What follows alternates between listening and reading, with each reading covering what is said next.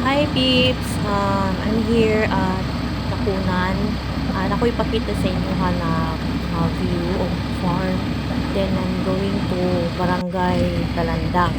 Tanaw na ito ni kung sa ka layo, sa kagwapo ng area dito sa Talandang. It's mga 30 minutes from Takunan to Talandang ang biyahe. Depende siguro sa itong service. Kami na as usual na nagyapulog mo ko. Pero consider tawag traffic, hindi ka tawag downtown, abot ka na mo. So karon diri mi sa Talandang na ni siya. So medyo magmotor gid mi ani kay wala pa kaayoy kanang sakyanan. Nakahanjud kay mi magmotor pips kay makita jud namo ang air, ang nature, tus malanghap gid nimo ang preskong hangin kaysa dito ka magsakyanan.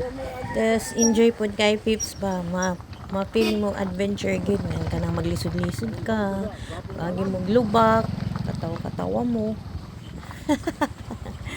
Ma-enjoy jud ka ni pips. O enjoy kay ko basta mga ingani na adventure. Taas ang mga agi diri sa rough road hips. 3 kilometers pa. Swerte kayo kay di wala gaulan paglakaw na mo diri. Pero tipong inita. Bahala ang init, basta makita lang ang kining mga daghang kaing mangga nga punuan. Yung mangga farm diri dako nga company ang nakatag-iya. Padiretso kami mga napay 1 hectare ang kalayo. Dagan po residente diri pips dili kay hadlok.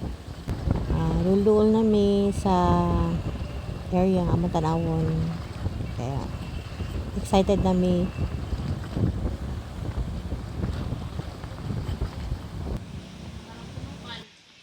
Ayan na pips, mo na yung area na gusto na ko tanawon. Mga nasa 50 meters din siya ang kalalom. Patag sa frontage, tapos sa tunga-tunga downhill din siya.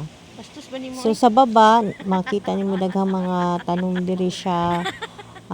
Daghan mo si kuan, mangga, apoy durian, angustin, kakao, sagol-sagol diri. May dako-dako ni siya na ektarya. Pang export ni siya na mangga pips. So, sa baba, daghan ko siya tanom. Naapod siya mga dagkong kahoy na adiri. So, ingat-ingat lang kung magbaba ka. Ingat yung pagbaba.